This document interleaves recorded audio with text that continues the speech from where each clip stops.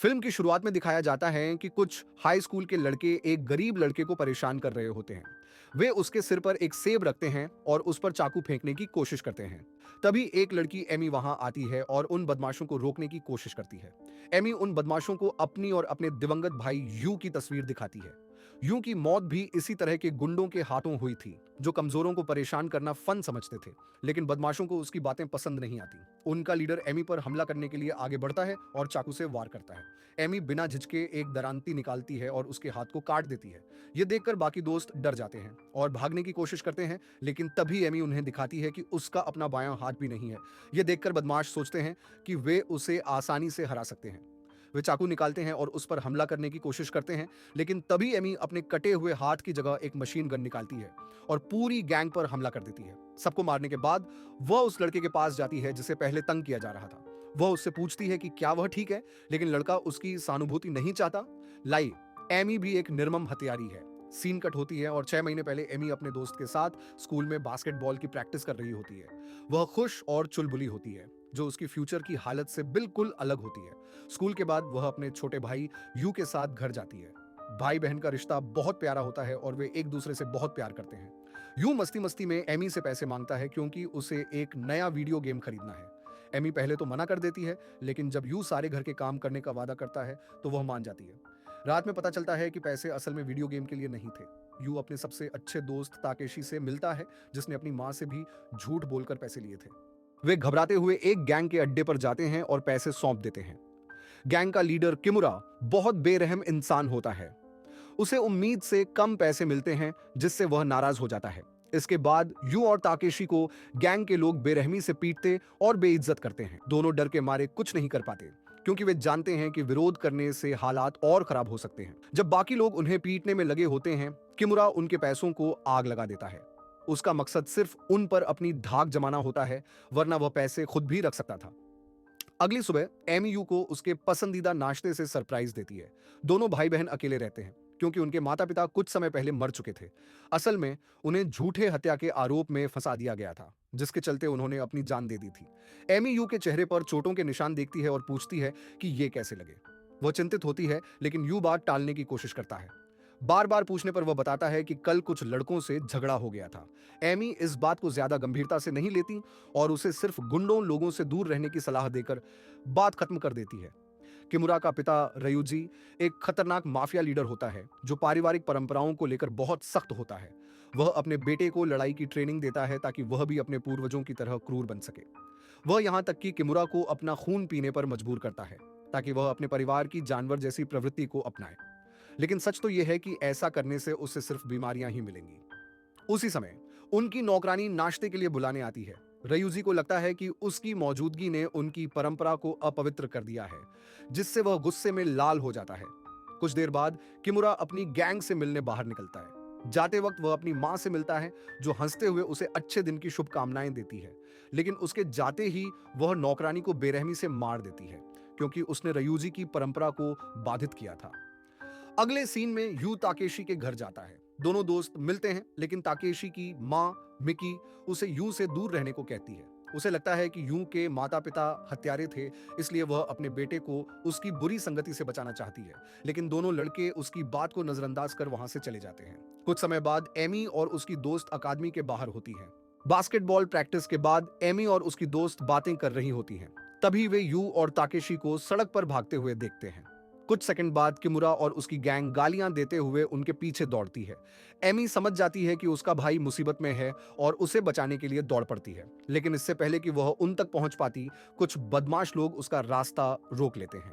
वे सोचते हैं कि एक छोटी कद की लड़की को काबू करना आसान होगा, लेकिन एमी अपनी बेहतरीन सेल्फ डिफेंस स्किल्स से उन्हें गलत साबित कर देती है। इस बीच किमुरा और उसकी गैंग ने ताकेशी और यू को पकड़ लेते हैं और उनसे और पैसे मांगते हैं, लेकिन दोनों के पास देने के लिए कुछ भी नहीं बचा है। किमुरा एमी का अपमान करने लगता है, जिससे यू गुस्से में आ जाता है। वह पहली बार किमुरा का सामना करता है और उस पर हमला करने की कोशिश करता है, लेकिन किमुरा आसानी से बच जाता है। अंत में किमुरा और उसकी गैंग दोनों लड़कों को इमारत से नीचे फेंक देते हैं, जिससे उनकी मौत हो जाती है। जब एमी वहां पहुंचती है तो अपने भाई की लाश जमीन पर पड़ी पाती है। वह सदमे में रोने लगती है और अपने भाई की मौत का मातम मनाती है। कुछ दिनों बाद वह हिम्मत जुटाकर ताकेशी के घर जाती है ताकि उसके माता पिता को सांत्वना दे सके, लेकिन मिकी, यू और एमी को अपने बेटे की मौत का जिम्मेदार ठहराती है। बिना किसी जांच के इन मौतों को आत्महत्या करार दे दिया जाता है। एमी मिकी और उसके पति सुगुरु को समझाने की कोशिश करती है कि ताकेशी की हत्या की गई है, लेकिन मिकी कुछ भी सुनने के लिए तैयार नहीं होती। घर लौटने के बाद एमी अपने भाई का सामान देखती है और उसे एक डायरी मिलती है। उसमें यू ने अपनी तकलीफों को विस्तार से लिखा होता है। एमी इसे पढ़कर खुद को रोक नहीं पाती और फूट फूट कर रोने लगती है। हालांकि यू ने गुंडों के नाम नहीं लिखे थे, लेकिन उसने डायरी में गैंग के एक सदस्य रियोता का जिक्र किया था।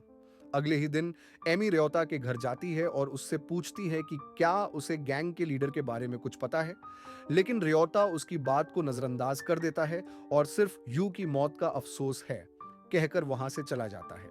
रियोता का पिता समझ जाता है कि एमी उसके बेटे के खिलाफ है। जब उसे पता चलता है कि एमी के पास रियोता के खून में शामिल होने का सबूत है, तो वह उसे मारने की कोशिश करता है ताकि उसका बेटा जेल न जाए। उसकी पत्नी भी साथ देती है और एमी का हाथ जलते हुए तेल में डाल देती है, लेकिन एमी किसी तरह हिम्मत जुटाकर गर्म पानी रियोता के पिता के चेहरे पर फेंक देती है और अपनी जान बचाने के लिए वहां से भाग जाती है। उसी रात एमी खिड़की से रियोता के कमरे में चुपके से घुसती है। वह उसकी गर्दन पर दरांती रख देती है और उससे गैंग लीडर का नाम बताने के लिए कहती है। अपनी जान बचाने के डर से रियोता कबूल करता है कि किमुरा ने उसके भाई को मारा था। एमी उसे इस जानकारी के लिए धन्यवाद देती है, उसकी गर्दन काटकर। रसोई में उसकी मां खाना बना रही होती है, तभी अचानक लाइट चली जाती है। जब लाइट वापस आती है तो वह अपने बेटे का कटा हुआ सिर देखती है। तभी एमी उसके पीछे आती है और उसे भी चाकू से मार देती है। फिर वह रियोता के पिता को मजबूर करती है कि वह अपने बेटे के खून में नहाए। इसके बाद वह वहां से चली जाती है। अगले सीन में रयूजी और उसका परिवार एक साथ डिनर कर रहा होता है। एक नया शेफ गलती से किमुरा पर सूप गिरा देता है। यह परिवार किसी भी तरह की बेइज्जती बर्दाश्त नहीं करता, चाहे वह गलती से ही क्यों न हुई हो। इसके लिए सजा के तौर पर किमुरा की मां वायलेट शेफ को मजबूर करती है कि वह अपनी सारी उंगलियां काट कर खा जाए। इसके बाद किमुरा वॉशरूम जाने के लिए उठता है। वहां पहुंचकर वह एक गार्ड को देखता है जिसकी गर्दन कटी हुई होती है। तभी वह एमी को छत से झूलते हुए देखता है। एमी उस पर कूद जाती है और कुछ ही सेकंड में उसकी जान लेने वाली होती है, लेकिन तभी उसके पिता और गार्ड्स उसे रोक लेते हैं। सबसे पहले वायलेट हमला करती है, फिर गार्ड्स उस पर चाकू बरसाने लगते हैं, लेकिन एमी किसी तरह खुद को बचाने में कामयाब हो जाती है और एक बार फिर किमुरा को पकड़ लेती है। जैसे ही वह उसे मारने के लिए हाथ उठाती है, ryuji एक तलवार फेंकता है, जिससे उसका हाथ दीवार में चिपक जाता है। अगले सीन में एमी के हाथ छत से बंधे होते हैं और गार्ड्स उसे बेरहमी से पीट रहे होते हैं। वायलेट चाहती है कि उसका पति एमी को तुरंत मार दे, लेकिन ryuji चाहता है कि वह इतनी तकलीफ सहे कि खुद मरने की दुआ मांगे। सबसे पहले वह उसकी सारी उंगलियां काट देता है, फिर गलती से उसका बायां हाथ भी काट देता है। एमी दर्द से चीख रही होती है, जबकि गैंगस्टर परिवार उसे देखकर मुस्कुरा रहा होता है। कुछ देर बाद वायलेट एक गार्ड को भेजती है ताकि वह एमी को हमेशा के लिए खत्म कर दे, लेकिन एमी अपनी चालाकी से उसे अपने पैरों में जकड़कर मार देती है और वहां से भाग निकलती है। अगली सुबह गैंग के सभी लोग एमी के भागने और बाकी लोगों की मौत के बारे में जान जाते हैं। वायलेट अपने पति पर गुस्सा होती है कि उसने एमी को मारने का मौका गंवा दिया। अब एमी के पास कोई और सहारा नहीं बचा, तो वह ताकेशी के घर जाती है, यह उम्मीद करते हुए कि उसके माता पिता उसकी परेशानी समझेंगे। वह उनकी दुकान के बाहर बेहोश हो जाती है। मिकी और उसका पति उसे अंदर लाते हैं और उसकी चोटों का इलाज करते हैं।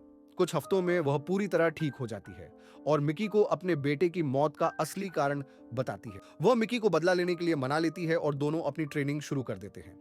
मिकी का पति एक कुशल मैकेनिक है जो एमी के कटे हुए हाथ को एक घातक हथियार में बदलना चाहता है। वह एक मशीन गन में बदलाव करता है ताकि वह एमी के बाएं हाथ में फिट हो सके और उसे लड़ने में मदद मिले। कुछ दिनों बाद मिकी गैंगस्टर्स की खबर लेने के लिए इलाके में घूमती है। उसे पता चलता है कि रयूजी और उसका परिवार अपने पुराने घर से कहीं और चले गए हैं और कोई नहीं जानता कि वे अभी कहाँ हैं। लेकिन मिकी को यह नहीं पता कि रयूजी के एक आदमी ने उस पर नजर रखी हुई है। घर लौटकर वह एमी को सब कुछ बताती है। तभी उन पर रयूजी के भेजे हुए गुंडों का हमला हो जाता है, लेकिन अब वे दोनों ट्रेनिंग कर चुकी हैं, इसलिए वे मुकाबला करने के लिए तैयार हैं। एमी अपने हाथ में मशीन गन फिट करती है और गोलियों की बारिश कर देती है। चारों तरफ खून ही खून फैल जाता है और कई गैंगस्टर्स मारे जाते हैं। इसी बीच मिकी का पति दुश्मनों के हाथों मारा जाता है। उसे बेरहमी से काटकर टुकड़ों में बांट दिया जाता है। गन के डर से बाकी गार्ड्स भाग जाते हैं, लेकिन एमी और मिकी एक को पकड़कर बंधक बना लेती हैं। वे उसे कई दिनों तक टॉर्चर करते हैं और जबरदस्ती रयूजी और उसके परिवार का ठिकाना पता कर लेती हैं। इसके बाद वह गाड़ी दोनों को नए पते पर ले जाता है। उन्होंने सोचा था कि वे चुपके से हमला करेंगी, लेकिन रयूजी के आदमी पहले से तैयार थे। वे फुटबॉल गियर में लड़कियों के रास्ते में खड़े हो जाते। जबरदस्त लड़ाई होती है, लेकिन अपनी नई ताकत के दम पर एमी और मिकी सभी को एक एक कर मार गिराती है। अब कोई और चारा न बचने पर रयूज जी खुद लड़ाई में उतरता है। वह अपना हथियार निकालकर एमी पर निशाना साधता है, लेकिन मिकी उसके सामने आ जाती है। गोली लगने से मिकी का सिर और पैर अलग हो जाते हैं। वह दर्द से चिल्लाती है, लेकिन फिर भी हार मानने से इनकार कर देती है। वह एमी को अपना बदला पूरा करने और अपने भाई के लिए न्याय पाने के लिए कहती है। एमी उसकी बात मानती है और रयूजी के पीछे भागती है। इसी बीच जब मिकी अकेली होती है तो रयूजी का एक आदमी उस पर हमला कर देता है। वह इस हालत में लड़ नहीं सकती, इसलिए एक चाल चलती है। वह अपनी कटी हुई टांग में एक चेनसॉ फिट करती है और हमलावर को बेरहमी से मार डालती है, लेकिन ज्यादा खून बहने के कारण वह खुद भी मर जाती है। उधर एमी आखिरकार रयूजी को ढूंढ लेती है और उस पर मशीन गन से हमला कर देती है, जिससे उसकी तुरंत मौत हो जाती है। अब उसे सिर्फ अपने भाई के असली हथियारों से बदला लेना बाकी है। जब वह मिकी के पास लौटती है तो देखती है कि उसकी आखिरी साथी भी मर चुकी है। गहरे दुख में डूबकर वह चेनसॉ उठाती है और किमुरा और वायलेट को खत्म करने के लिए निकल पड़ती है। एमी वायलेट को ढूंढ लेती है और उस पर चेनसॉ से हमला करती है, लेकिन हैरानी की बात यह होती है कि मशीन काम ही नहीं करती। वायलेट अपने कपड़े हटाती है और दिखाती है कि उसका खास हथियार एक लोहे का ब्रा है, जो उसे सुरक्षा देती है और एक ड्रिल की तरह काम करती है। यह देखकर एमी चौंक जाती है। वायलेट उसे गले लगा लेती है, जिससे उसकी ड्रिल ब्रा एमी की त्वचा को चीरने लगती है और खून बहने लगता है। वह बस कुछ ही सेकंड में एमी की जान लेने वाली होती है। तभी एमी पलटकर हमला करती है, जिससे वायलेट के हथियार में गड़बड़ी हो जाती है। किमुरा अपनी मां को संघर्ष करता देख उसकी मदद के लिए दौड़ता है, लेकिन एमी झटके में उसका सिर काट देती है। इसके बाद वह वायलेट को भी खत्म कर देती है और आखिरकार अपना बदला पूरा कर लेती है। अंत में वह अपने भाई यू के आत्मा से कहती है कि अब सब खत्म हो गया है। यू पास में खड़ा मुस्कुराता है और एमी की बहादुरी की सराहना करता है।